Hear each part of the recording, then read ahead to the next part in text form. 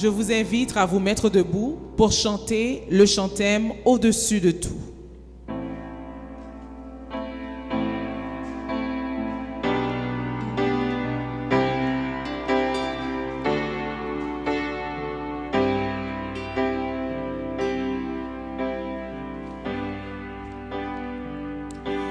Au-dessus des puissances, au-dessus des rois, au-dessus de la nature et de la création, au-dessus de tous les plans des hommes sages, bien avant le monde tu existais.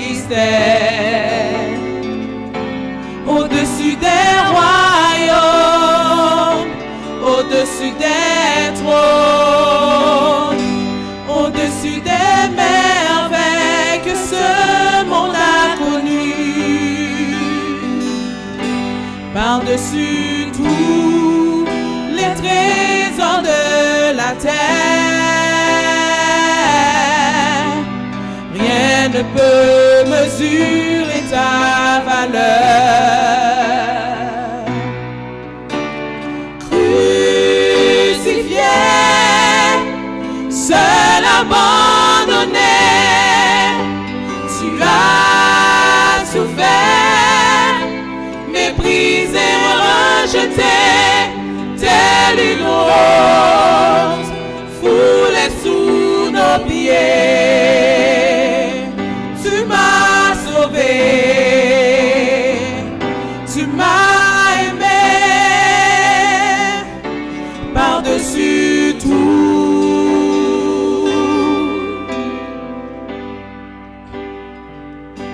Au-dessus des puissances,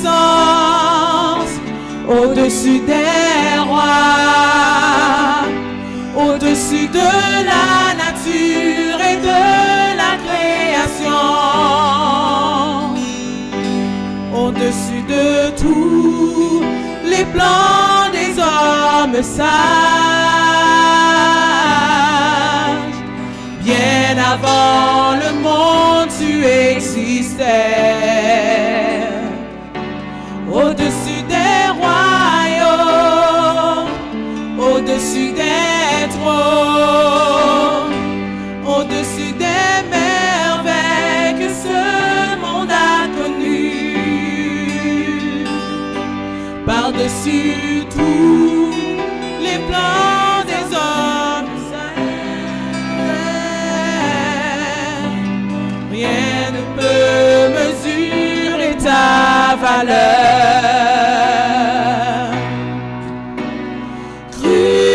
Crucifié, seul abandonné, tu as souffert, méprisé, rejeté, telle une rose foulée sous nos pieds. Tu m'as sauvé, tu m'as aimé, par-dessus crucifié, seul abandonné, tu as souffert, méprisé, rejeté, telle une rose foulée sous nos pieds. Tu m'as sauvé, tu m'as aimé, par-dessus tout.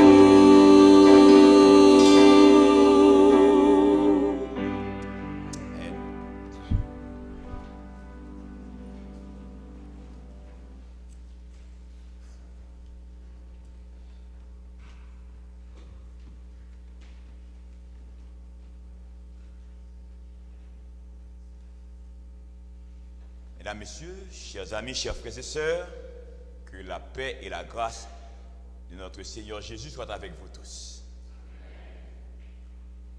Je veux espérer, par la grâce de Dieu, on a eu une bonne journée sous la pluie. Je vous ai toujours dit que ça ne me dérange pas. Parce que lorsque je vois pluie, je pense toujours au Saint-Esprit. Et quand le Saint-Esprit est là, c'est certain, la puissance est là, la victoire est là et la délivrance est aussi là. Certaines sœurs que j'ai pu saluer à mon arrivée ici, elles m'ont toutes dit que la journée a été très fatigante. Et puisque la journée a été très fatigante, c'est très positif. Cela veut dire qu'on est en santé, cela veut dire qu'on travaille, cela veut dire que Dieu nous a bénis. Est-ce que Dieu vous a bénis, frères et sœurs? Nous disons merci au Seigneur. Je veux vous rappeler, c'est notre avant-dernière soirée. Vendredi, c'est la dernière soirée. Par la grâce de Dieu, je dois vous dire que je me sens très bien. S'il me faudrait encore continuer pour 2 à 4 semaines, je ne sais pas si vous seriez en mesure. Hein? Mais moi, par la puissance du Saint-Esprit, ne vous en faites pas, je pourrais le faire au nom de Jésus. Mais de toute façon, c'était pour 4 semaines. On a pu étudier Apocalypse jusqu'à présent. Et si on devrait recommencer, on aurait pu voir, ce serait encore beaucoup plus appétissant, beaucoup plus passionnant et intéressant. Je remercie le Seigneur. Je vous remercie aussi, tout le monde. Et je sais que la parole ne sort jamais de l'Éternel sans faire d'effet. La parole proclamée ici chaque soir, ce n'est pas ma parole, c'est la parole de l'Éternel. Et c'est pourquoi, en signe de reconnaissance, parce que Dieu m'a beaucoup protégé personnellement, Dieu m'a beaucoup protégé, et chaque fois que je suis ici, je sens que la fraîche rosée est au milieu de nous et le Saint-Esprit est là. Et certains vont réaliser après la campagne, ils ont été guéris au nom de Jésus. Certains vont réaliser après la campagne, ils sont plus forts, ils sont plus chrétiens. Et ceux qui n'ont pas participé, c'est malheureusement, soit à cause du travail ou autre chose, c'est bien dommage. Mais comme Dieu aime bénir la fin, comme Dieu aime payer la fin, il n'est pas encore trop tard. Vendredi soir, je vous attends tous. Et sabbat matin, j'espère qu'on sera ici en grand nombre. Et sans oublier, sabbat après-midi, au nom de Jésus, il y aura baptême et Sainte Seine. On va distribuer pour nous ces ouvrages-là. Mais juste avant les distributions, je vais faire ce soir 2 distributions. La première distribution, c'est pour tous ceux qui ont réalisé comme moi, ils ont été bénis. Si on n'a pas été bénis, si on ne sent pas vraiment que Dieu a été bon pour nous pendant cette période, ce n'est pas vraiment nécessaire. Mais si vous réalisez que vous avez été bénis et que Dieu a été bon pour vous pendant cette période, j'ai mon enveloppe pour apporter mon offrande de reconnaissance et je vous invite à prendre vos enveloppes. Est-ce qu'il y a des gens qui aimeraient recevoir leur enveloppe? Ok. Tous ceux qui veulent recevoir leur enveloppe, ils vont apporter une offrande de reconnaissance. La date officielle, c'est samedi après-midi, après la scène. Si on ne sera pas là samedi, on peut toujours remettre vendredi soir, on peut toujours remettre sabbat matin. Ça dépend de vous. Mais de toute façon, je pense que c'est un signe de reconnaissance. Dieu n'a pas besoin de notre argent. Dieu est riche, la terre est à lui. Mais quand Dieu est bon pour nous, il faut dire merci au Seigneur parce que le Seigneur a été bon pour nous. Je souhaite avoir encore 2 huissiers pour nos ouvrages là. Est-ce qu'il y a quelqu'un qui nous a visité pour la première fois ce soir? Ce serait un héros, malgré la pluie, et venir quand même. Hein? On n'a pas un ami qui nous a visité pour la première fois. C'est ça. Ok, bravo. Nous avons 2 au lieu d'1. Oh, toutes mes félicitations. Et parce que c'est vrai, vous êtes des héros. Et la super puissance à venir. Et je vous donne, vous de là, cet ouvrage. C'est intéressant. Merci pour votre présence et bienvenue parmi nous.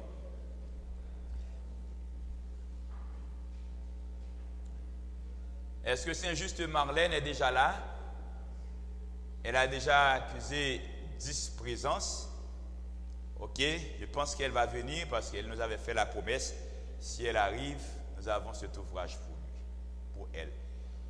S'il y a un ami qui n'a encore rien reçu et qui veut recevoir un petit quelque chose, Tout le monde a déjà reçu quelque chose. Eh bien, donnez pour moi à notre... Ok, ma soeur veut recevoir quelque chose. C'est bien.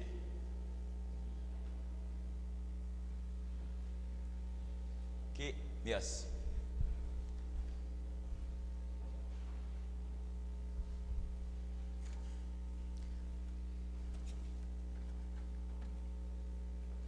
Et nous allons prier le Seigneur. Descends, Esprit du Dieu vivant, sur notre pauvre race qui s'est perdue en poursuivant l'illusion qui passe.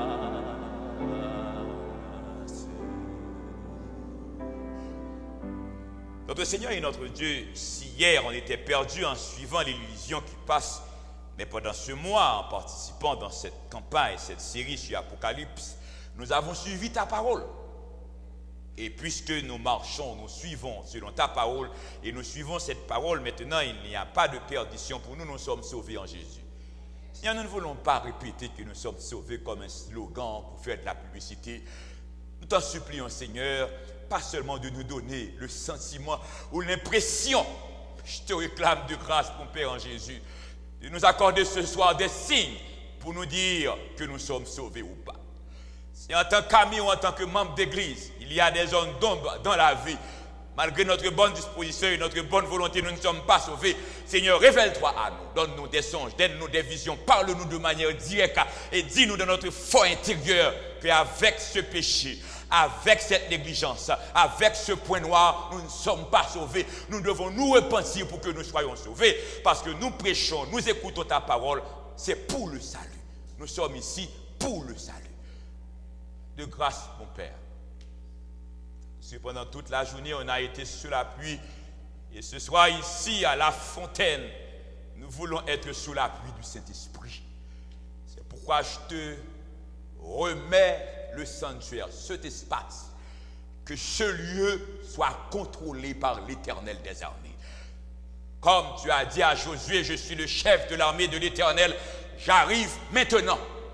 Que tu arrives maintenant à la fontaine au Tchélaga, Maisonneuve, et que les forces du mal soient hors état de nuire. Que les mauvais esprits de ce lieu, de ce quartier, soient tourmentés comme ils ont été tourmentés dans le pays des Gadaréniens. Et s'il y a parmi nous, dans cette salle, dans ce lieu, des gens qui sont persécutés, tandis que nous te prions en ce moment, qu'ils puissent sentir une sensation d'eau froide traversant leur colonne vertébrale, et que les esprits mauvais soient chassés, et que maintenant même, ils soient baptisés et remplis du Saint-Esprit. Seigneur de grâce, nous avons besoin du Saint-Esprit maintenant pour la proclamation de la parole. Nous avons besoin du Saint-Esprit maintenant pour l'acclamation de la parole. Tu as créé par la parole. Quand tu dis, la chose arrive. Quand tu ordonnes, elle existe. C'est cette même parole que nous proclamons ici. C'est ta parole, Seigneur. C'est toi. Quand nous prêchons ici, tu es là. Et puisque nous sommes devant ta face, Seigneur, je ne sais pas trop pourquoi, mais je vais insister devant ta face. Avant samedi, 6h, 7h, donne-nous un signe visible. Un signe visible en ce lieu, dans notre vie, pour nous dire que l'Éternel des armées est là. Et puisque tu es en ce lieu, que ton Seigneur soit glorifié en ce lieu. Une fois de plus, Seigneur, façon que tu ne l'as pas encore jamais fait. Parle-nous ce soir. Parle, Seigneur, nous t'écoutons. En Jésus, nous t'en prions. Amen.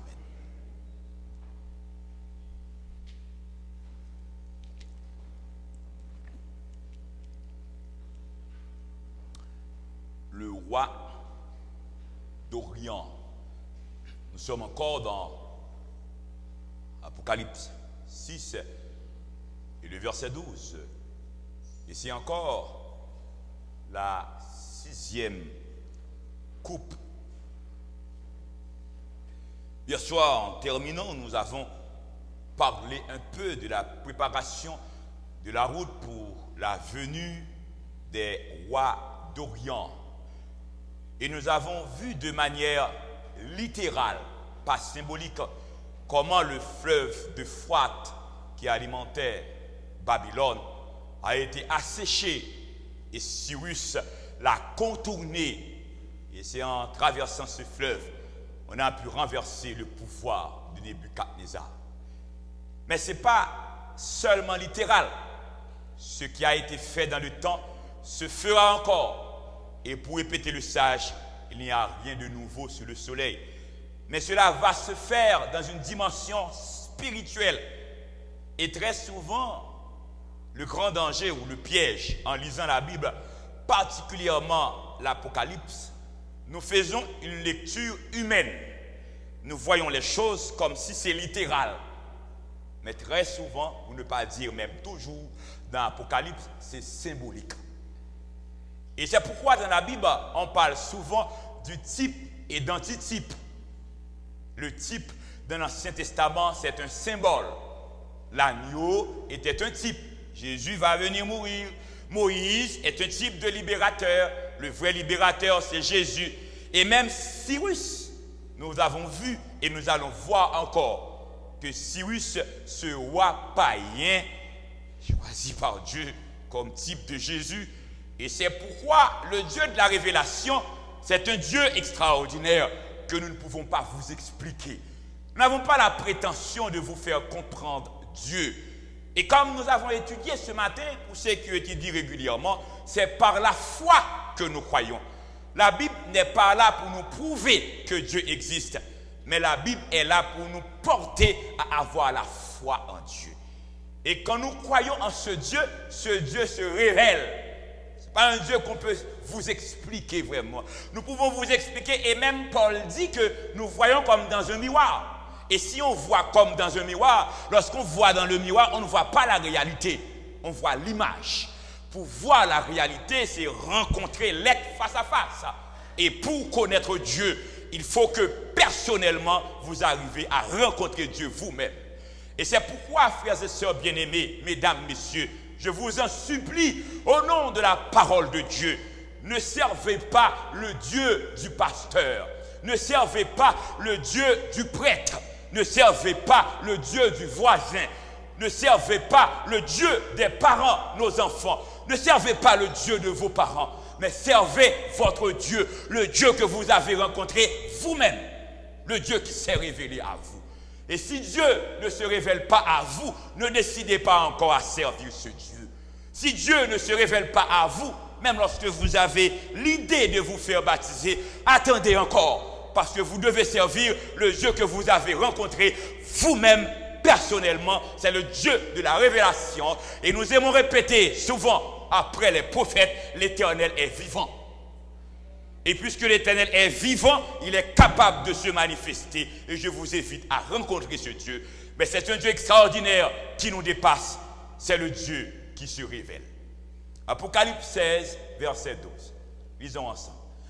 Le 6e versa sa coupe sur le grand fleuve, l'Euphrate et son otarie, afin que le chemin des rois venant de l'Orient fût préparé.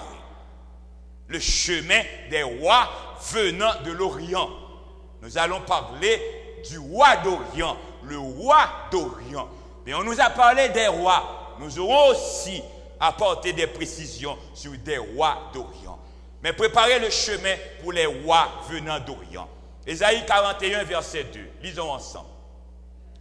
Il a suscité de l'Orient celui que le salut appelle à sa suite, qui lui a livré les nations et assujetti des rois, qui a réduit leurs glaives en poussière et leurs arcs en chaume qui s'envolent. Ésaïe 41, verset 2. Ce sont des interrogations. Qui a suscité de l'Orient celui que le salut appelle à sa suite? Les Israélites, les Juifs étaient en Babylone. Ce n'était pas la belle vie. Ils avaient besoin de libération. Ils avaient besoin du salut. Mais le salut va venir de l'Orient. Et qui a suscité celui par lequel le salut arrive de l'Orient? Ésaïe 47, verset 11, disons ensemble. C'est moi qui appelle de l'Orient un oiseau de proie d'une terre lointaine, un homme pour accomplir mes desseins. Je l'ai dit et je le réaliserai. je l'ai conçu et je l'exécuterai.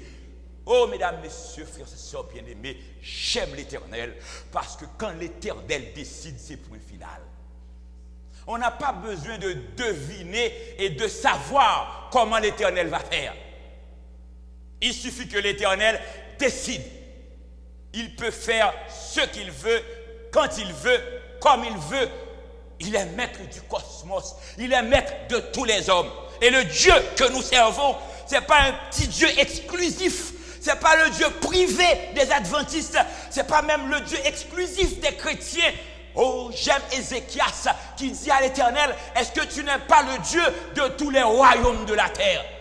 C'est le Dieu qui domine toute la terre. C'est le Dieu qui contrôle tous les rois. C'est le Dieu qui contrôle tous les chefs d'État. C'est le Dieu qui a en main tous les puissants. Et l'Éternel est capable de pousser les hommes à décider ce qu'il veut, quand il veut. Oui, j'aime beaucoup aussi cette histoire. Lorsqu'on nous dit dans Daniel, l'ange a été descendu, mais bloqué pendant 21 jours, etc. Mais en ce moment, c'est le parlement babylonien, et pas babylonien, mais des Perses, qui devrait voter un décret pour la libération d'Israël. Et on discutait, on a refusé de voter le décret. Et quand Michael, le grand chef, a fait le déplacement, et ce décret a été voté. Parfois, vous voyez l'Assemblée nationale décider, mais derrière l'Assemblée nationale, quand l'Éternel veut, il peut pousser l'Assemblée nationale à décider ce qu'il veut. Les hommes d'État ne peuvent pas décider ce qu'ils veulent. L'ONU ne peut pas décider ce qu'il veut. Les hommes de l'Orient ne peuvent pas décider ce qu'ils veulent. L'Occident ne peut pas décider ce qu'il veut. Les communistes ne peuvent pas décider ce qu'ils veulent. Les athées ne peuvent pas décider ce qu'ils veulent. L'Éternel est maître du ciel et de la terre. Et quand il décide, je le dis et je le réaliserai. Cyrus était un païen de l'est de Babylone. Les Médis habitaient à l'est de Babylone. Mais lorsque le moment est venu où Dieu devait libérer son peuple, l'Éternel a fait de Cyrus son berger. Il a fait de Cyrus son oint. Et c'est très profond. Attention, homme de Dieu. Attention, serviteurs de l'Éternel. Attention, chrétiens. Ils ont été déportés parce qu'ils vivaient dans l'infidélité. Mais pour les libérer, Dieu s'est servi d'un païen comme son oint. Notre Dieu, c'est le Dieu qui fait ce qu'il veut. Et c'est Dieu qui donne le salut. Dieu peut décider de sauver ce qu'il veut. On ne peut rien faire pour être sauvé. La seule chose, Dieu nous dit, voici le chemin, marchez-y. Notre devoir, c'est de répondre à Dieu. Ce n'est pas le fait que je prêche que je serai sauvé. Ce n'est pas le fait que je garde le sabbat que je serai sauvé. Mais je suis sauvé parce que l'Éternel décide de me sauver. Et j'ai dit oui à l'Éternel, je veux être sauvé. Et je me mets dans la lignée de l'Éternel. C'est Dieu qui décide. Et Dieu fait ce qu'il veut. Jérémie 51, verset 11, disons ensemble. Aiguisez les flèches, saisissez les boucliers. L'Éternel a excité l'esprit des rois de Médie parce qu'il veut détruire Babylone. Car c'est là la vengeance de l'Éternel, la vengeance de son temple. Jérémie 51, verset 11. Je ne sais pas si on se souvient. Lisez encore dans 2 Chroniques 36, verset 18-19 pour comprendre bien. Dans Daniel, il nous a dit, troisième année de Nebuchadnezzar, troisième année de Joachim, Nebuchadnezzar envahit Babylone, a envahi Jérusalem, a détruit Jérusalem, il a brûlé le temple. Regarde ce que Nebuchadnezzar avait fait. 2 Chroniques 36, verset 18-19. Lisons ensemble. Nebuchadnezzar emporta à Babylone tous les ustensiles de la maison de Dieu, grands et petits, les trésors de la maison de l'Éternel et les trésors du roi et de ses chefs. Verset 19. Ils brûlèrent la maison de Dieu, ils démolirent les murailles de Jérusalem, ils livrèrent au feu tous ses palais et détruisirent tous les objets précieux. C'est ce qu'a fait Nebuchadnezzar. Il a détruit le temple, il a brûlé le temple. C'est comme si Dieu n'est rien. Et c'est la tendance de notre civilisation moderne. Dieu n'est rien. Et même à l'église, Dieu n'est rien. On peut faire ce qu'on veut, quand on veut, on décide ce qu'on veut. Dieu n'est rien, comme si Dieu n'est pas là. Eh bien, le moment va venir. Qu'est-ce que l'Éternel a fait? Aiguiser les flèches, les boucliers. L'Éternel a excité l'esprit des rois de Médie. Cela veut dire que lorsque Cyrus et son armée vont envahir Babylone, ce n'est pas la décision de Cyrus lui-même. C'est l'Éternel qui a excité l'esprit de Cyrus, roi de Midi. Pourquoi il a excité l'esprit de Cyrus? Non seulement l'eau du fleuve sera tarie, l'Éternel a excité l'esprit du roi de Midi parce que l'Éternel veut détruire Babylone. Pourquoi l'Éternel veut détruire Babylone? Car c'est la vengeance de son temple, de l'Éternel, la vengeance de son temple. Oh, il a dit par Moïse, à moi la vengeance, à moi la rétribution. Quand le moment arrive où l'Éternel vous dit qu'il va venger, on aurait dit chez nous, maman petite, Marie. Et quand l'Éternel vous dit, à moi la vengeance, à moi la rétribution, respectez le nom de l'Éternel. Ne pensez pas, on pêche, on détruit le temple, on fait ce qu'on veut, on piétine les commandements de Dieu, on humilie l'Église. Ça va rester comme ça, loin de là. Loin de là. Le moment va venir où l'Éternel va vous dire, ce jour est mon jour. Et quand le jour de l'Éternel arrive, qui peut subsister? La vengeance de l'Éternel, notre créole dit, bat chien, tant de on a détruit le temple à cause des péchés du peuple. Et c'est pourquoi je vous dis, ce Dieu est trop grand pour moi. Dieu n'est pas seulement grand, mais Dieu est trop grand. Parce que c'est Dieu qui a fait descendre Babylone vers Jérusalem. À cause de leurs péchés, Jérusalem a été livrée. Mais cependant, ce n'est pas Dieu qui avait dit de détruire le temple. Ce n'est pas Dieu qui avait dit de brûler le temple. Le moment est venu, Dieu va venger son temple. Le moment va venir, Dieu va venger sa parole. Le moment va venir, Dieu va venger ses enfants. Lorsqu'on vous maltraite à cause de la parole de Dieu, lorsqu'on vous met à la porte à cause de la parole de Dieu, lorsqu'on vous détruit à cause de la parole de Dieu, le moment va venir, Dieu va venger. Et j'aime dire toujours aux gens, si vous me faites quelque chose, je réagis, je me venge, je vous donne réponse, vous êtes chanceux. Vous êtes chanceux. Parce que si je fais œil pour œil, dent pour dent, tac au tac, je me rends justice. Et en me rendant justice, je n'ai pas été auprès de Dieu pour dire à Dieu de me rendre justice. Mais si vous me faites souffrir, vous commettez une injustice. Et c'est pourquoi en tant que chrétien, demandez à Dieu de nous donner le courage de supporter. On nous fait injustice, c'est injuste. Et on se tourne vers Dieu pour dire au Seigneur, j'ai mes limites. Là où la loi me permet de me défendre, je le fais. Mais puisque c'est trop fort pour moi, ce sont des grands, le dossier est entre tes mains. Et maintenant, l'Éternel rend justice. C'est l'Éternel qui décide. Le temps va passer, on ne va rien voir. Et on pense que tout est OK. Mais le jour va venir, Dieu va dire, aujourd'hui, je vais rendre justice. C'est le jour de ma vengeance. Est-ce que lorsque c'est le jour de la vengeance de l'Éternel, personne ne pourra subsister. Isaïe 44, verset 27-28, lisons ensemble. Je dis à l'abîme, dessèche-toi. Je tarirai tes fleuves. Je dis de Cyrus, il est mon berger. Il accomplira ma volonté. Il dira de Jérusalem qu'elle soit rebâtie et du temple qu'il soit fondé. Isaïe 44, verset 27-28. Si ce n'était même pas encore né, pas nécessaire de vous dire, il n'était même pas encore roi. Et puis Dieu avait déjà décidé. Voici ce qu'il va dire de Cyrus. C'est Dieu qui va dire, mesdames, messieurs, comme il est écrit dans Psaume 139, tous nos jours sont entre les mains de l'Éternel. Remettez à l'Éternel votre destinée. Et quand votre destinée est entre les mains de l'Éternel, avant même votre existence, votre vie a été déjà tracée. Et puisque c'est déjà tracé, on reste attaché à l'Éternel. Personne ne peut vous empêcher d'obtenir vos rêves. Personne.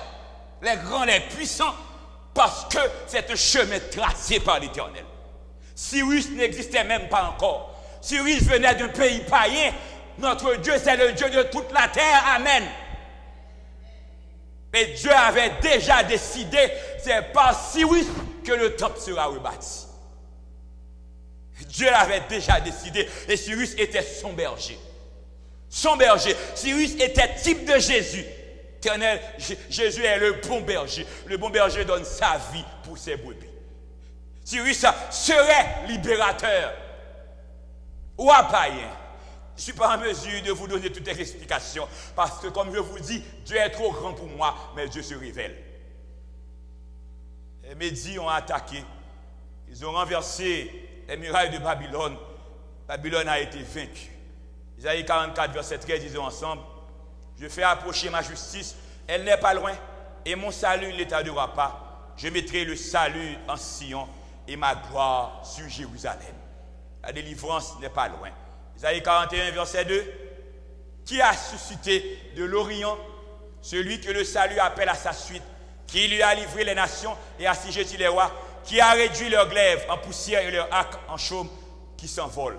Eh bien, comme il est dit, nous pouvons lire ce commentaire ensemble. Or, le roi Cyrus et le peuple médo-persan vivaient à l'est de Babylone.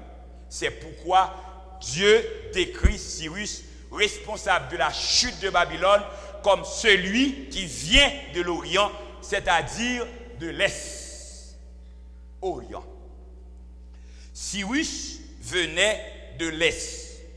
Par rapport à la Babylone littérale, où Israël a été déporté et passé 70 ans à Babylone, le roi de l'Orient, de façon littérale, c'est Cyrus.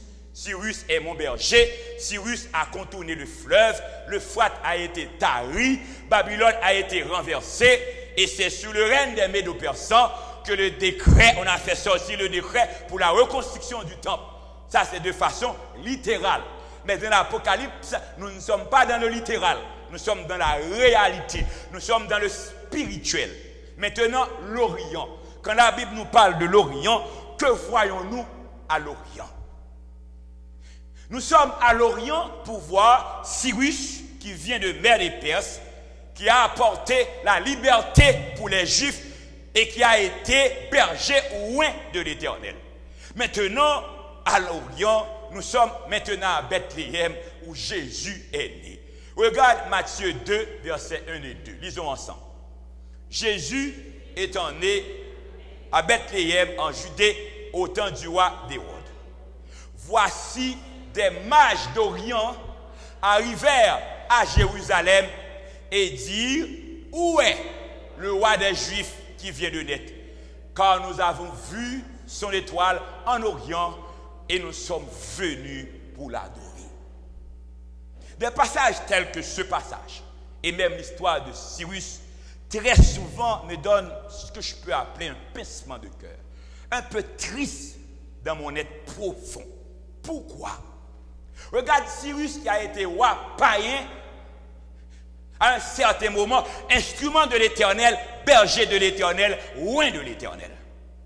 Regarde à la naissance de Jésus. Jésus vient de naître. Chrétiens, ouvrez grand vos oreilles. Vous qui croyez en Dieu qui a une Bible en main, ouvrez grand et comprenez. Jésus vient de naître à Bethléem. Les sacrificateurs, les docteurs de la loi, les Juifs avaient le rouleau, ils avaient la Bible en main, comme nous avons la Bible en main. Ils prêchaient que Jésus allait venir, comme nous prêchons le retour de Jésus. Jésus est né, et tandis que ceux qui étaient dans le temple, ceux qui étaient dépositaires de la loi de Dieu, ceux qui étaient scribes et pharisiens, ceux qui étaient sacrificateurs, ne savaient même pas que Jésus était né. Et pourtant, des mages, qui sont les mages? Les mages, ce sont des idolâtres. Les mages, ce sont des païens. Les mages viennent d'ailleurs. Ils viennent d'où? Du pays de Cyrus. Ils viennent de l'Orient. Ils viennent de Médo-Persan. Des étrangers. Et ils sont venus pour faire quoi? Ils sont venus pour adorer. Cela veut dire que s'ils sont venus pour adorer, ils reconnaissent que Jésus est Dieu. Et celui qui invoquera le nom du Seigneur Jésus sera sauvé. Attention, il y a des choses qui nous dépassent. C'est pourquoi je vous dis, je ne peux pas donner toutes les explications. Comment comprendre? Les mages d'Orient, les païens sont venus pour adorer Jésus. Et pourtant, les sacrificateurs étaient des collabos des Romains. C'est eux, les politiciens, Hérode avait contacté pour dire, c'est où Jésus est né. C'est eux qui étudiaient la prophétie, qui savaient que Jésus devrait être né à Bethléem. C'est eux qui avaient dénoncé. C'est eux qui avaient renié Jésus. C'est eux qui avaient vendu Jésus. Et c'est pourquoi, dans le christianisme, on doit faire attention. Beaucoup viennent d'ailleurs. Et comme Jésus a dit, de ces pierres-là, Dieu peut susciter une postérité à Abraham. Que le Seigneur nous fasse grâce. Beaucoup de gens sont à l'église, mais ils sont à l'église pour leur perdition. Nous ne sommes pas différents des Juifs. L'église n'est pas différente d'Israël. Nous avons fait autant pour ne pas dire pire. C'est pourquoi ceux qui veulent devenir chrétiens, ceux qui sont chrétiens, réveillez-vous. Pas un petit christianisme de routine. Il faut aller dans la profondeur des choses. Et n'oublie pas que Dieu est Dieu de toute la terre. Dieu est Dieu de tous les hommes. Et si on refuse d'avancer avec Dieu, on sera rejeté. Et Dieu va se servir des autres. Saül a été rejeté. Beaucoup d'autres ont été rejetés. Et que le Seigneur nous fasse grâce. Les mages d'Orient sont venus pour adorer Jésus. Et pourtant, il est venu chez les siens. Et les siens ne l'ont pas reçu. Il n'a pas été reçu dans sa race comme Dieu. Et les païens l'adorent comme Dieu. Mais d'où viennent ces païens? Ils viennent de l'Orient. Ils ont vu son étoile en Orient. Et l'Orient, l'étoile qu'on a vue, c'est son ange. Nous pouvons lire encore ce commentaire. Lisons ensemble. En plus d'être roi, Jésus est étroitement associé à l'Orient. Dès sa naissance, il fut reconnu par les mages d'Orient non seulement comme le roi des Juifs, mais aussi comme celui dont la venue sur terre est marquée par son étoile en Orient. Tous les mages, en adorant Jésus, quoique les Juifs refusaient de l'adorer, les mages, eux, n'adoraient pas les rois des Juifs. S'ils sont venus pour adorer, c'est qu'ils acceptent Jésus comme Dieu. L'Orient est lié à Jésus. Matthieu 24, verset 27. Lisons ensemble. Car comme l'éclair part de l'Orient et se monte jusqu'en Occident, ainsi sera l'avènement du Fils de l'homme. Matthieu 24, verset 27. Comme Cyrus venait de l'Orient pour libérer les Juifs à Babylone, Jésus va venir de l'Orient pour nous libérer de la Babylone spirituelle. La bête, la papauté, qui a la puissance du dragon, qui a changé la loi de Dieu. Et si quelqu'un veut obéir à Dieu, c'est presque impossible. Eh bien, Jésus va venir de l'Orient pour libérer son peuple, les hommes qui sont sincères de l'esclavage spirituel, de la Babylone spirituelle, parce que la terre entière est dans l'admiration derrière la bête, sauf ceux qui gardent les commandements de Dieu et qui ont le témoignage de Jésus. Et quelque part, spirituellement, on est en esclavage. De plus, tout comme le roi Cyrus, Jésus viendra aussi de l'Orient lors de son prochain retour. Encore l'Orient dans la Bible. Genèse 2, verset 8. Lisons ensemble. Puis l'Éternel Dieu planta un jardin en Éden du côté de l'Orient et il y mit l'homme qu'il avait formé. Genèse 2, verset 8. Le jardin d'Éden, le paradis de Dieu, a été placé en Orient. Genèse 3, verset 24, lisons ensemble. C'est ainsi qu'il chassa Adam et il mit à l'orient du jardin d'Éden les chérubins qui agitaient une paix flamboyante pour garder le chemin de l'arbre de vie. Genèse 3, verset 24. Cela veut dire que la porte pour rentrer dans le jardin d'Éden est en Orient parce que les chérubins, anges très proches de Dieu, ont été placés en Orient pour empêcher à Adam et Ève de retourner dans le jardin. Le sanctuaire, on va voir aussi le sanctuaire, sa face se dirigeait vers l'Orient. Exode 26, versets 26-27. Lisons ensemble. Tu feras 5 barres de bois d'acacia pour les planches et de l'un des côtés du tabernacle. 5 barres pour les planches du second côté du tabernacle et 5 barres pour les planches du côté du tabernacle formant le fond vers l'Occident. C'est-à-dire des deux côtés du tabernacle, c'est barré avec des barres. De l'autre côté, au fond, on a aussi des barres, d'où la porte, la face du tabernacle se donne en Orient, car le fond est en Occident. Si le fond est en Occident, l'arrière est en Occident, la face du tabernacle est en Orient. C'est ce qui est dit là, nous pouvons lire aussi ce commentaire. De même qu'on entrait dans le jardin d'Éden par l'Orient, on entrait aussi dans le sanctuaire terrestre par l'Orient, soit le seul côté qui n'était pas fermé par 5 barres de bois d'acacia. On entrait en Éden par l'Orient, on entrait dans le tabernacle par l'Orient, et dans le temple aussi, on va rentrer par l'Orient, l'entrée du sanctuaire. 2 Chroniques 31, verset 14. Lisons ensemble. Le Lévite Coré, fils de Jima, portier de l'Orient, la porte est à l'Orient, avait l'intendance des dons volontaires faits à Dieu pour distribuer ce qui était présenté à l'Éternel par élévation et les choses très saintes. Il y a un potier qui est par devant pour recevoir les dons, et ce portier, on l'appelle le portier de l'Orient. Cela veut dire que la porte est à l'Orient. Ézéchiel 10, verset 19, lisons ensemble. Les chérubins déployèrent leurs ailes et s'élevèrent de terre sous mes yeux. Quand ils partirent accompagnés des roues, ils s'arrêtèrent à l'entrée de la porte de la maison de l'Éternel vers l'Orient, et la gloire du Dieu d'Israël était sur eux en haut. Ézéchiel 10, verset 19. C'est pour vous dire, depuis Cyrus, le roi qui va venir de l'Orient, le jardin d'Éden est en Orient, la porte d'entrée est en Orient, la porte d'entrée du sanctuaire est en Orient.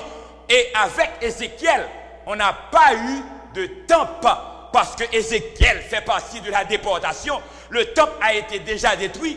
La vision d'Ézéchiel, ce que Ézéchiel voit, ce n'est pas forcément le temple de Jérusalem, parce que le temple a été détruit. Dans la vision d'Ézéchiel, comme on a vu dans Apocalypse, la vision concernant les êtres vivants, les animaux qu'Ézéchiel avait vus, ce n'est pas sur la terre. C'est Ézéchiel qui nous aide à comprendre mieux les êtres vivants, c'est le monde des anges. C'est Ézéchiel qui nous dit que les êtres vivants sont des chérubins. Ézéchiel a eu une vision du temple. Et la vision du temple qu'Ézéchiel a eue, c'est la vision du temple qui est dans les cieux. Et même dans le ciel, la porte du temple, le temple que Dieu avait dit à Moïse de faire comme le modèle qu'il a montré. Cela veut dire que Moïse a fait le tabernacle selon le modèle de Dieu. En faisant le tabernacle selon le modèle de Dieu, si Moïse place l'entrée du tabernacle en Orient, c'est que le modèle que Dieu lui a montré, son entrée aussi est à l'Orient. Et c'est pourquoi Ézéchiel, dans ses visions, regarde ce que Dieu l'a montré. Ézéchiel 42, verset 9. Au bas de ces chambres était l'entrée de l'Orient quand on y venait du parvis extérieur. Ézéchiel continue encore, Ézéchiel 43, verset 1, 2, jusqu'à verset 5. Lisons ensemble. Il me conduisit à la porte qui était du côté de l'Orient. C'est un ange qui a conduit Ézéchiel à la porte qui est du côté de l'Orient. Et voici la gloire du Dieu d'Israël s'avançait de l'Orient. Sa voix était pareille au bruit des grandes eaux et la terre resplendissait de sa gloire. Ça nous rappelle les visions de Jean, la révélation de Jean, la voix de celui qui parlait avec Jean. Sa voix était comme le bruit de grandes eaux. Et le verset 3, Ézéchiel nous dit, cette vision était semblable à celle que j'avais eue lorsque j'étais venu pour détruire la ville. Et ces visions étaient semblables à celles que j'avais eues près du fleuve de Kébar. Et je tombais sur ma face. La vision près du fleuve de Kébar, c'est la vision des êtres vivants avec des roues, des chariots. Le verset 4, la gloire de l'Éternel entra dans la maison par la porte qui était du côté de l'Orient. Alors l'Esprit m'enleva et me transporta dans les parvis intérieurs. Et voici la gloire de l'Éternel remplissait la maison. Et Ézéchiel continuait dans Ézéchiel 44, versets 1 et 2. J'aime beaucoup ce passage. Là où Ézéchiel dit, il me ramena vers la porte extérieure du sanctuaire du côté de l'Orient, mais elle était fermée. Pourquoi la porte était fermée? Lisons ensemble verset 2.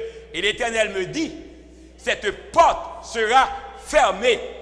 Elle ne s'ouvrira point et personne n'y passera, car l'Éternel, le Dieu d'Israël, est entré par là et elle restera fermée. Pourquoi la porte reste fermée? Parce que l'Éternel passe par la porte. Après l'Éternel, c'est point final. Il est le premier et le dernier. L'Éternel passe par la porte la porte doit rester fermée. La porte se situe à l'Orient. Mais est-ce que c'est une porte sur la terre? Non. Cette porte est dans le ciel. C'est la porte du sanctuaire. C'est la porte du temple dans le ciel. C'est la porte qui est à l'Orient. L'Éternel passe par la porte et personne ne peut y passer. Mais quand l'Éternel passe par la porte, personne ne peut y passer. Certainement, quand l'Éternel passe, Jésus passe. Parce que moi et le Père, nous sommes un. Et notre Dieu, c'est le Dieu trinitaire. Quand l'Éternel passe, c'est le Père, le Fils et le Saint-Esprit qui passent. Mais cela veut dire que Jésus est maître de l'Orient. Jésus est le roi de l'Orient. C'est Jésus qui va venir de l'Orient pour nous délivrer. Et à travers l'Apocalypse, nous avons beaucoup appris de Jésus. Nous avons vu Jésus depuis le début au milieu des chandeliers. Nous avons vu Jésus, agneau immolé sur le trône avec son Père, adoré par les veillards, les êtres vivants, des milliards, des milliers et des milliers. Nous avons vu Jésus sur le cheval blanc, cavalier, avec couronne, arc, parti en vainqueur et pour vaincre.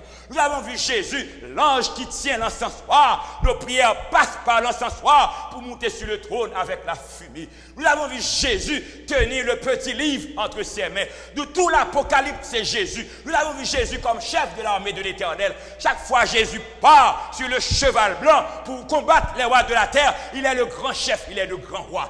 Nous, mesdames, messieurs, frères et sœurs bien-aimés, le Jésus que nous servons, il est le plus grand au nom de l'Éternel. Il est le vrai, il est tout puissant et nous ne pouvons pas négocier Jésus. Même si les autres vous disent qu'ils sont forts, même si les autres voyagent dans le monde mystique, même s'ils sont en contact avec les esprits de démons, même s'ils ont des talents, ils vous disent que ce sont leurs esprits qui leur donnent du talent, même s'ils ont le pouvoir, même s'ils dominent le monde, mais le pouvoir qui gagne en Jésus, pas une personne d'autre qui a gagné au nom de l'Éternel. Cela veut dire que vous qui êtes en Jésus, gardez votre calme, parce que le Dieu Tout-Puissant est avec vous. Et la délivrance vient de Jésus. Il va venir de l'Orient. C'est lui le roi de l'Orient. Vent d'Orient. Les vents d'Orient. Le vent d'Orient. Vent d'Orient égale victoire. Et puisque Jésus est maître de l'Orient, puisque Jésus est roi de l'Orient, le chemin lui sera préparé pour la venue des rois d'Orient. Quand il y a vent d'Orient, derrière ce vent, il y a les mains de Jésus. Psaume 48, verset 5-8, lisons ensemble. Car voici, les rois s'étaient concertés, ils n'ont fait que passer ensemble. Ils ont regardé tous stupéfaits, ils ont eu peur, ils ont pris la fuite. C'est là, un tremblement les a saisis, comme la douleur d'une femme qui accouche. Ils ont été chassés comme par le vent d'Orient. Hier, nous avons vu dans Armageddon, c'est l'ensemble des rois qui vont se soulever contre les enfants de Dieu et l'agneau.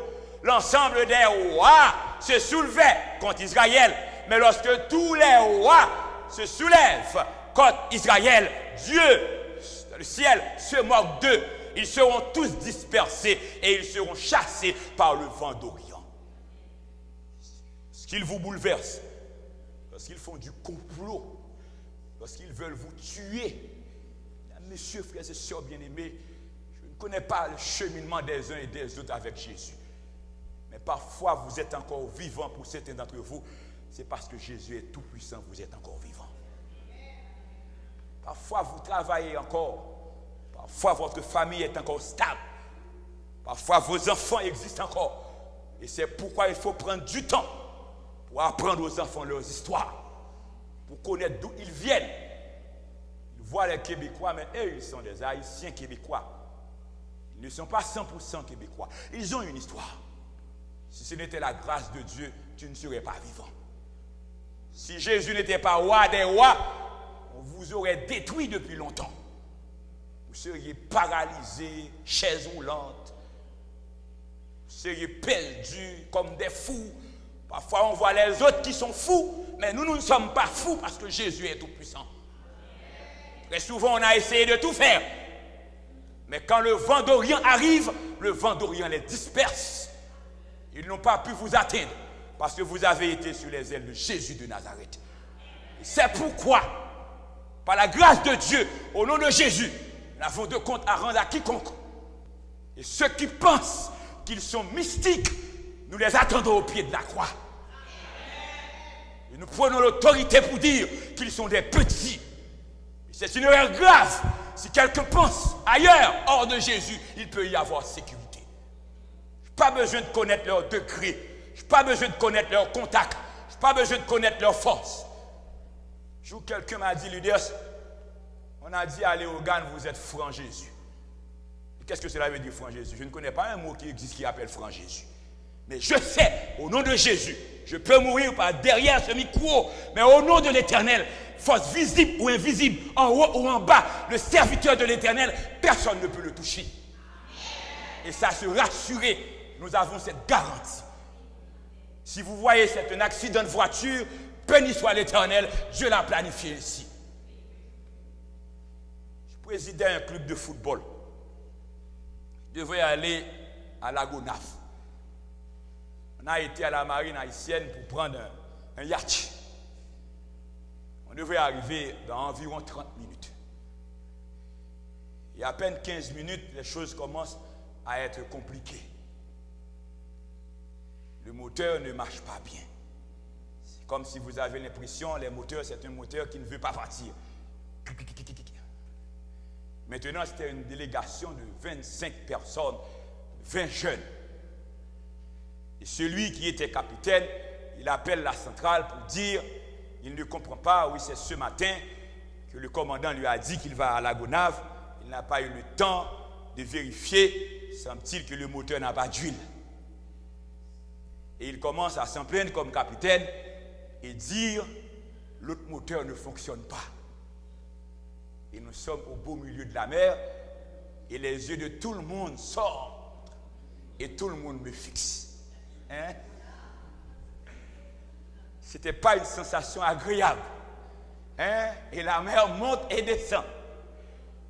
Et maintenant, je me suis mis debout et dit au capitaine, capitaine, je ne vous comprends pas. Décidez. Si vous allez à la Gonave, on va à la Gonave et on va arriver à la Gonave. Si vous voulez retourner, on retourne. Mais je ne vous comprends pas comme capitaine en disant que oui, le moteur est ci, le moteur est ça.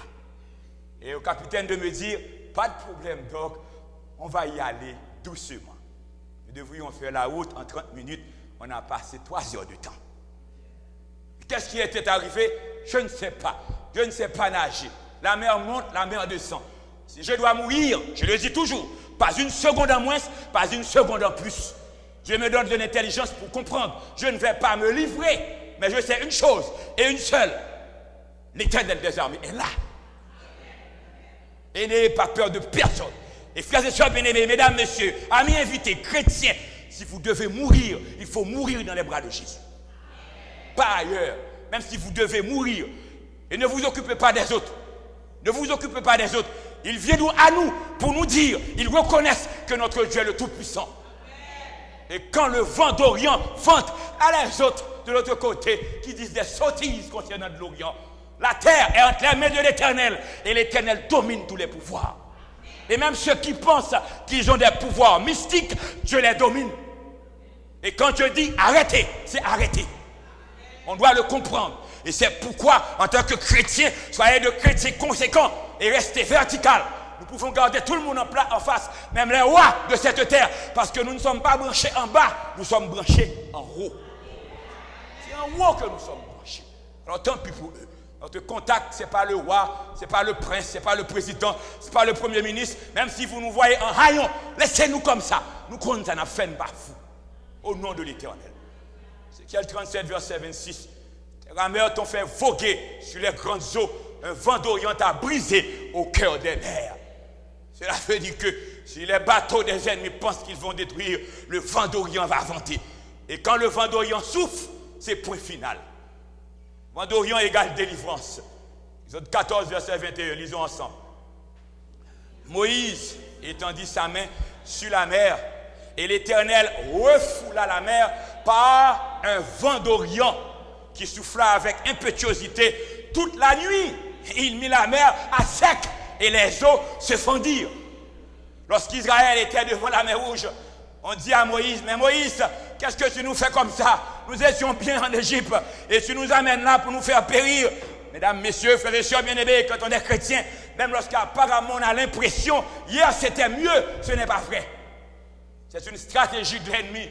Et lorsque les autres disaient, le peuple criait, disait Moïse, c'était préférable de rester en Égypte. Et Dieu a dit à Moïse d'avancer, Moïse d'enlever sa verge, et un vent d'Orient a soufflé, l'Éternel refoula la mer. L'Éternel est capable de refouler les mers. Lorsque vous ne voyez pas la route, on ne sait pas où passer. Et j'aime ce strophe qui dit, abandonne ta vie, tes craintes et tes vœux à la grâce infinie du souverain des cieux. Lui qui trace la route au monde comme au vent, un guide grâce nul doute n'est pas de ses enfants. Amen. Si Dieu trace la route au vent, au monde, il n'y a pas de hasard. Le vent que vous voyez souffler, c'est Dieu qui trace la route. Eh bien, Dieu va tracer route pour ses enfants. Dieu va nous créer un passage. On n'a pas besoin de savoir où nous allons passer. C'est Dieu qui trace la route. Devant la mer Rouge, le vent d'Orient a soufflé. L'Éternel refoula la mer. Et aujourd'hui, nous avons besoin qu'un vent d'Orient souffle pour nous.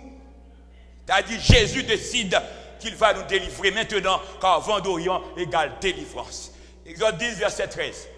Moïse étendit sa main sur le pays d'Égypte, et l'Éternel fit souffler un vent d'Orient sur le pays toute cette journée et toute la nuit. Quand ce fut le matin, le vent d'Orient avait apporté les sauterelles. C'était des plaies pour la libération d'Israël. Vent d'Orient égale résurrection des morts. Ceux qui seront ressuscités, la première résurrection, Jésus va venir, le roi d'Orient va paraître de l'Orient. Il y aura un vent qui va souffler et c'est à partir de ce vent que les morts seront ressuscités. C'est à partir de ce vent, je serai ressuscité. C'est à partir de ce vent, tous les baptisés seront ressuscités. C'est à partir de ce vent, tous les serviteurs de Dieu conséquents seront ressuscités. Comme Jésus a ressuscité Lazare, nous serons ressuscités, mais par le vent d'Orient. Osée chapitre 13, versets 14-15, lisons ensemble. Je les racheterai de la puissance du séjour des morts. Je les délivrerai de la mort. Ô mort, où est ta peste? Séjour des morts, où est ta destruction? Mais le repentir se dérobe à mes regards. Le verset 15 dit, Éphraïm a beau être fertile au milieu de ses frères, le vent d'Orient viendra. Le vent de l'Éternel s'élèvera du désert, desséchera ses sources, tarira ses fontaines, on pillera le trésor de tous les objets précieux. Le vent d'Orient viendra. Le vent de l'Éternel s'élèvera. Et Osée a dit, comme Paul a dit, Osée a dit, ô mort, où est ta peste? Séjour des morts. C'est le vent d'Orient. Ézéchiel a prophétisé, il y eut un grand vent et les morts ont été ressuscités. Et bien à la résurrection, il y aura le vent d'Orient. Et Paul lui dit, lorsque ces corps corruptibles aura revêtu l'incorruptibilité et que ce corps mortel, l'immortalité, alors s'accomplira la parole qui est écrite. La parole, cette parole est écrite dans Osée. La mort a été engloutie dans la victoire. Cette parole est écrite, le vent d'Orient a soufflé et la mort a été vaincue parce que derrière le vent d'Orient, il y a les mains de Jésus. C'est Jésus, le vent d'Orient, c'est le vent de l'Éternel. C'est Jésus qui fait souffler le vent d'Orient. Ô mort, où est ta victoire? Ô mort, où est ton aiguillon? Et ceux qui seront scellés, tandis qu'il y aura persécution, ceux qui seront scellés, tandis que la terre est encore protégée, les 4 anges retiennent les 4 vents des cieux, mais l'ange qui va sceller les enfants de Dieu, cet ange vient de l'Orient. Apocalypse 7, verset 2-3, lisons ensemble. Et je vis un autre ange qui montait du côté du soleil levant et qui tenait le sceau du Dieu vivant. Il cria d'une voix forte aux 4 anges à qui il avait été donné de faire du mal à la terre et à la mer. Et il dit, ne faites point de mal à la terre, ni à la mer, ni aux arbres, jusqu'à ce que nous ayons marqué du sceau le front des serviteurs de notre Dieu. Apocalypse 7, verset 2-3. Mais cet ange, d'où vient-il? La parole de Dieu nous dit, je vis un autre ange qui montait du côté du soleil levant. Le soleil levant, c'est l'Orient. C'est un ange qui vient de l'Orient, c'est un ange qui vient de l'Orient qui va marquer les serviteurs fidèles avant la grande persécution. Et vent d'Orient égale retour de Jésus. Vent d'Orient, c'est quoi? Retour de Jésus. Vent d'Orient, c'est victoire. Vent d'Orient, c'est délivrance. Vent d'Orient, c'est protection. Vent d'Orient, c'est libération. Vent d'Orient, c'est résurrection. Vent d'Orient, c'est retour de Jésus. Apocalypse 16, verset 12-15. Le 6e verset ça coupe. Sur le grand fleuve, l'Euphrate, et son eau tarit, afin que le chemin des rois venant de l'Orient fût préparé. Et le verset 15, Jésus dit, voici, je viens comme un voleur. Heureux celui qui veille et qui garde ses vêtements afin qu'il ne marche pas nu et qu'on ne voit pas sa honte. Tandis que l'eau a été tarie, le chemin des rois venant de l'Orient est préparé. Jésus vous dit qu'il vient. Le vent d'Orient égale retour de Jésus. Psaume 50, verset 1 à 5. Lisons ensemble. Dieu l'Éternel parle et convoque la terre depuis le soleil levant jusqu'au soleil couchant. Mais il convoque la terre pourquoi? De Sion, beauté parfaite, Dieu resplendit, il vient, notre Dieu. Il ne reste pas en silence. Devant lui est un feu dévorant. Autour de lui, une violente tempête. C'est 4, il crie vers les cieux en haut et vers la terre pour juger son peuple. Et verset 5, il est dit, rassemble-moi mes fidèles qui ont fait alliance avec moi par le sacrifice. N'ayez pas peur de vous sacrifier pour faire alliance avec Jésus, pour se faire baptiser au nom du Père, du Fils et du Saint-Esprit, pour garder votre communion avec Jésus, pour rester adventiste authentique, parce que le Seigneur va rassembler tous ses enfants, mais ce rassemblement va faire de l'Orient vers l'Occident. Matthieu 24, verset 27, lisons ensemble. Car, comme l'éclair part de l'Orient et se monte jusqu'en Occident, ainsi sera l'avènement du Fils de l'homme. C'est-à-dire, Jésus va venir, le retour de Jésus se fera de l'Orient. Jésus est le roi de l'Orient. Mais Apocalypse 6, verset 12, nous a parlé la venue des rois.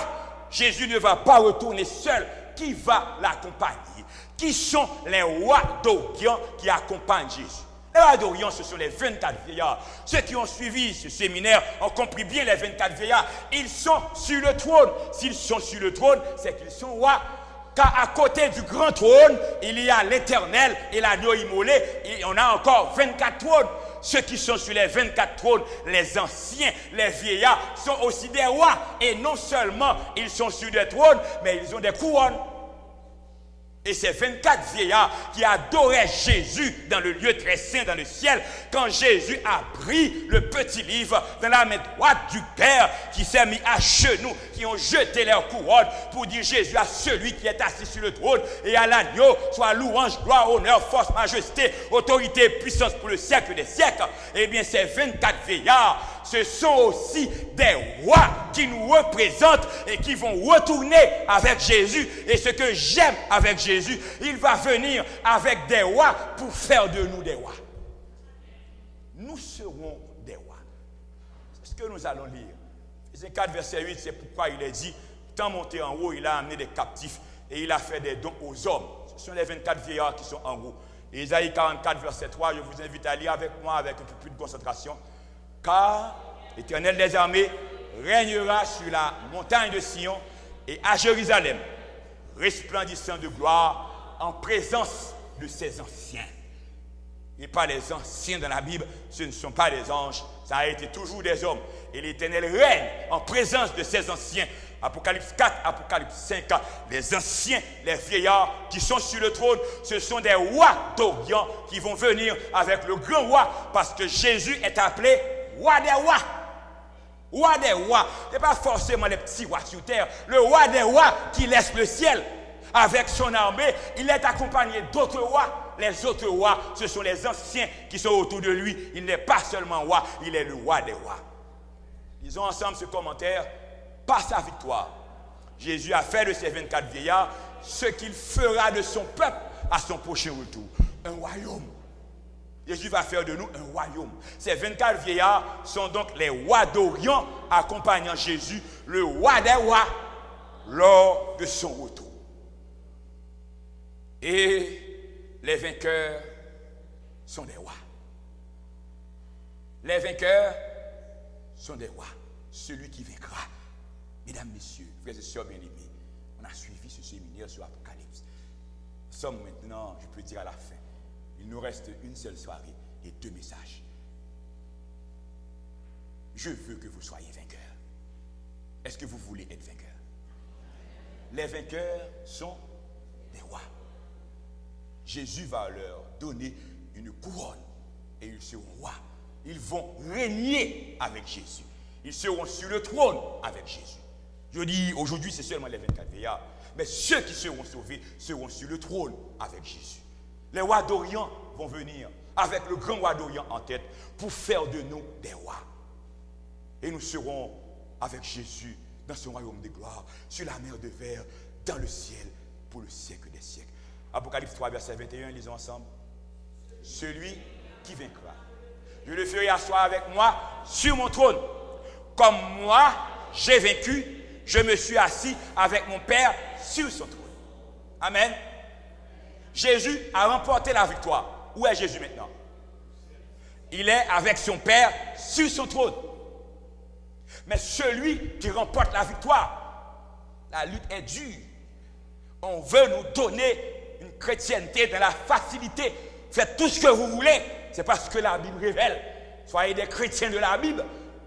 Pour remporter la victoire, on doit lutter. On va avoir une couronne. Et avec cette couronne, on sera sur le trône avec Jésus. Pour remporter la victoire, Jésus a souffert. Rassemblez-moi mes fidèles qui ont fait alliance avec moi par le sacrifice. Parfois, on aura souffrir de faim. Parfois, on aura souffrir. On ne peut pas manger, on ne peut pas travailler. On ne peut pas répondre à ses besoins à cause de sa foi. Mais celui qui vaincra sera avec moi sur mon trône. Et tout ce qu'on voit sur terre, c'est passager, c'est vanité. Mais le royaume de Jésus, c'est un royaume éternel. Nous serons avec Jésus, roi pour l'éternité. Nous serons tout près de Dieu, comme l'autre qui a perdu sa place. Mais nous prendrons notre place pour l'éternité. Mesdames, messieurs, Satan est prêt à tout faire pour que vous ne soyez pas sauvés. Il est envieux. C'est désolé pour lui. Vous serez roi dans l'éternité et avec Jésus, au nom de la parole de Dieu, quand le vent d'Orient souffle, Jésus, roi d'Orient, tout serviteur authentique de l'Éternel est beaucoup plus puissant que toutes les forces du mal. C'est quand vous avez en vous l'esprit de l'Éternel. Et n'ayez pas peur de fausser les soucis, de tenir ferme et même de frapper les pieds pour dire au nom de Jésus. Le nom de Jésus fait renverser les montagnes. Le nom de Jésus fait renverser les forces du mal. Et par Jésus, vous avez la victoire. Par Jésus, vous serez roi dans l'éternité. Les rois d'Orient vont venir et Jésus va faire de vous des rois pour le siècle des siècles. Apocalypse 1, verset 5-6, disons ensemble. À celui qui nous aime et qui nous a délivrés de nos péchés par son sang et qui a fait de nous un royaume des sacrificateurs pour Dieu son Père. Dieu a fait de nous un royaume. Et Apocalypse 1, verset 6, disons ensemble. Heureux et saints ceux qui ont part à la première résurrection, la seconde bonne n'a point de pouvoir sur eux. Ils seront sacrificateurs de Dieu et de Christ et ils régneront avec lui pendant 1000 ans. Apocalypse 20, verset 6. Mesdames, messieurs, un jour comme aujourd'hui, du côté de l'Orient, vous allez voir des nuages qui commencent à se rassembler. Oh, je me souviens, chez nous à Léogane, également un petit peu à l'est, il y a quelque part dans le ciel. Lorsque mon papa, qui est cultivateur toute sa vie, voit que les nuages se rassemblent là, même si vous voyez que le ciel est beau, il y a du soleil, etc., il vous dit qu'il va pleuvoir ce soir. Il y a la pluie. Pourquoi? Parce que le temps commence à parer sous colin. Dès que le temps commence à parer sous colin, la pluie va tomber. Dès que vous voyez les nuages se rassemblent à l'Orient, les nuages, ne pensez pas forcément c'est visible comme si vous voyez des nuages dans le ciel. Mais dès que vous voyez que l'Orient est troublé, dès que vous voyez guerre, catastrophe, massacre, génocide à l'Orient, dès que vous voyez le renversement de Babylone, l'eau de l'Euphrate a été tarie, rassurez-vous, le roi d'Orient va venir. Jésus va venir. Et les troubles de l'Orient, ne le voyez pas avec les yeux des autres. On n'a pas besoin de connaître ce qui se passe, mais nous savons, les nuages d'Orient annoncent le vent d'Orient. Le vent d'Orient est dirigé par le roi d'Orient, et le roi d'Orient, c'est Jésus de Nazareth. Jésus va venir. Et le retour de Jésus, pour terminer mes frères et sœurs, le retour de Jésus n'est pas pour demain. Le retour de Jésus n'est pas pour après-demain. Le retour de Jésus est pour maintenant. Jésus revient maintenant. Est-ce que vous êtes prêts pour le retour de Jésus? Est-ce que vous voulez vous préparer pour Jésus qui revient? Est-ce que vous voulez voir Jésus dans son retour? Est-ce que vous voulez accepter le couronne que Jésus vous donne? Mesdames, messieurs, frères et sœurs, amis et visiteurs, bien-aimés dans le Seigneur, ne laissez pas cette salle sans avoir l'assurance. Jésus revient maintenant et vous êtes sauvés. C'est pourquoi je vais demander aux huissiers, c'est que Sœur Elmas va chanter, de distribuer les cartes à tout le monde. Ce soir encore, je vais distribuer les cartes à tout le monde. Et ce soir, de manière très spécifique, je souhaite aussi remplir ma carte. Je vous invite à remplir surtout là où il est écrit, je crois que Jésus revient bientôt et je veux me préparer pour ce retour. Vous préparer pour le retour de Jésus, c'est se faire baptiser. Vous préparer, c'est rester chrétien conséquent, servir l'Église, participer à la scène, vous engager à l'Église. Préparez-vous pour le retour de Jésus. On distribue les cartes à tout le monde. Sœur Elmas va chanter. Soyez prêts pour accueillir le roi d'Orient qui arrive.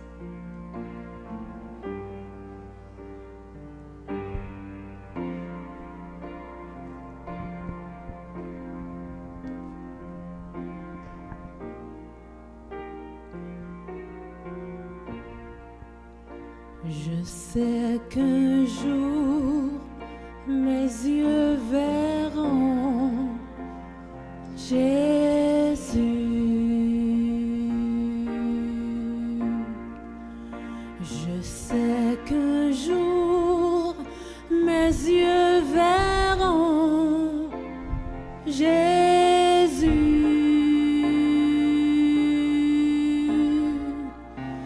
Si je marche jusqu'au bout par la foi et malgré tout, je sais qu'un jour mes yeux verront Jésus.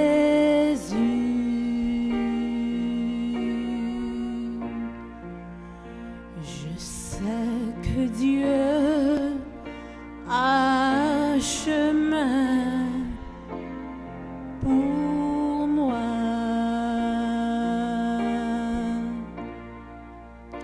Je sais que Dieu a un chemin pour moi.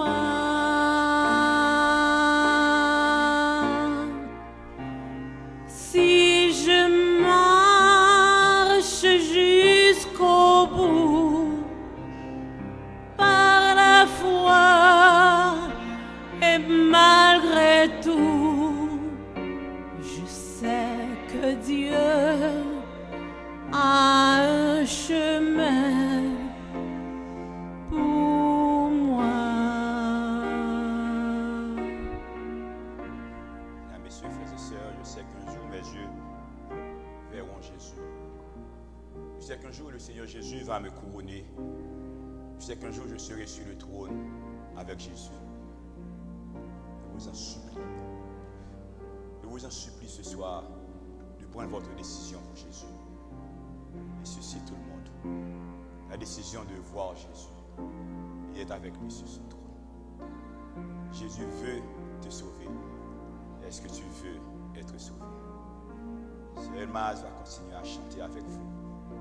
Je vous invite à rentrer dans une profonde réflexion, à prier Dieu, à vous rassurer que vous êtes sauvés. Je vous invite à vous engager, à vous faire baptiser ce sabbat. Je vous invite à vous engager, à vous approcher de la table de Jésus. Je vous invite à prendre la ferme résolution de marcher votre main entre les mains de Jésus. On se met debout, on m'apporte les cartes.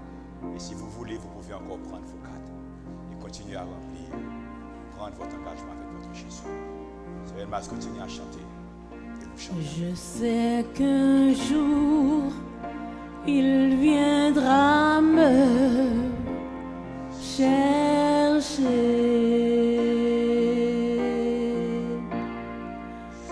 Je sais qu'un jour, il viendra me chercher.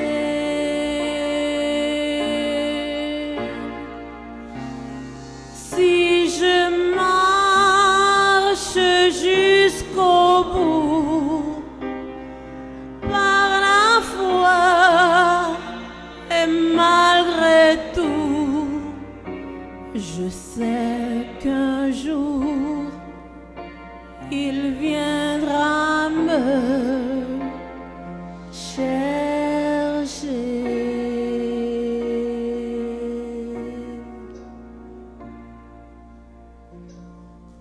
Prions le Seigneur.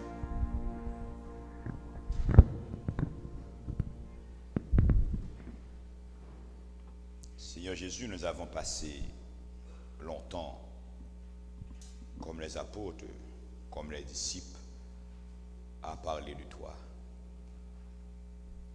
Nous prêchons Jésus par la foi. Nous voyons aujourd'hui comme dans un miroir.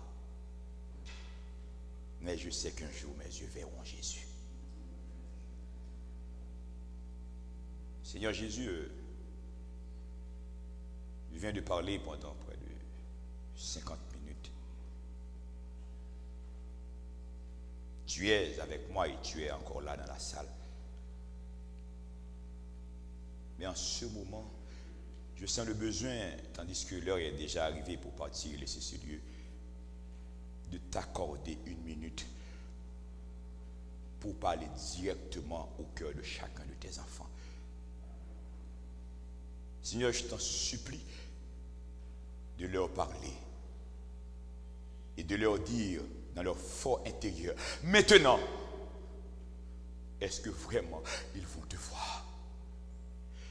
Seigneur, est-ce que mes frères vont te voir vraiment un jour?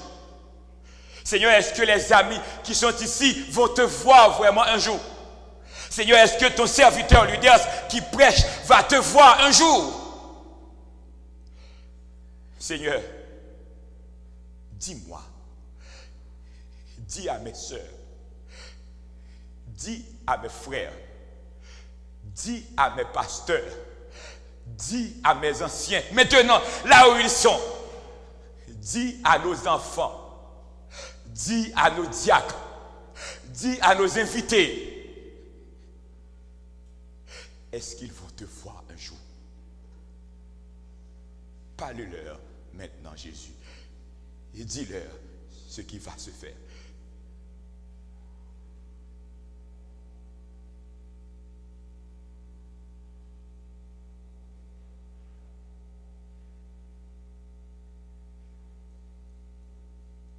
Merci de nous avoir exaucés, Jésus. Merci pour le pardon de nos péchés. Merci pour la vie éternelle que tu nous donnes. Si tu parles à un cœur et qu'il sent qu'il ne va pas te voir, qu'il nous demande de prier en sa faveur, soit dans la sacristie ou chez lui, membre d'église ou invité, Seigneur, nous serons en mission pour toi, nous le ferons. Mais nous avons l'assurance tous ceux qui se sont adressés avec toi avec un cœur sincère et qui se sont confessés aujourd'hui ou demain. Nous sommes dans la joie, nous sommes heureux, nous sommes contents. Parce qu'un jour, nos yeux verront Jésus. Nous sommes indignes de toi, bon Père. En Jésus, nous t'en prions. Amen. Amen. Mesdames, messieurs, frères et sœurs, bonne soirée. Le Seigneur vous bénisse. Demain soir, il y a congé. Vendredi soir, les 1000 ans d'Apocalypse. Et samedi matin, les noces de l'agneau. Bonne soirée, bonne rentrée à la maison.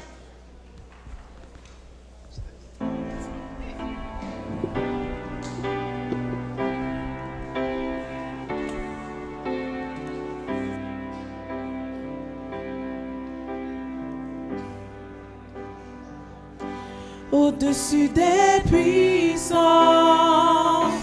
au-dessus des rois, au-dessus de la nature et de la création,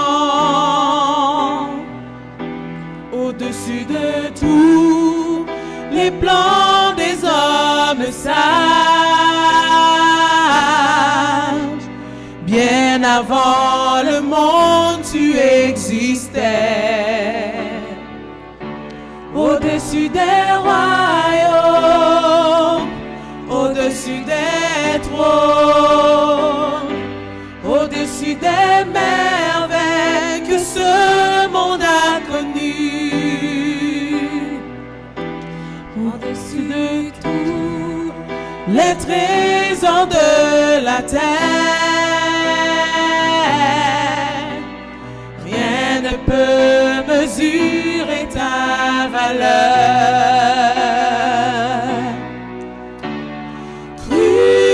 Crucifié, seul abandonné, tu as souffert, méprisé, rejeté, tel une rose.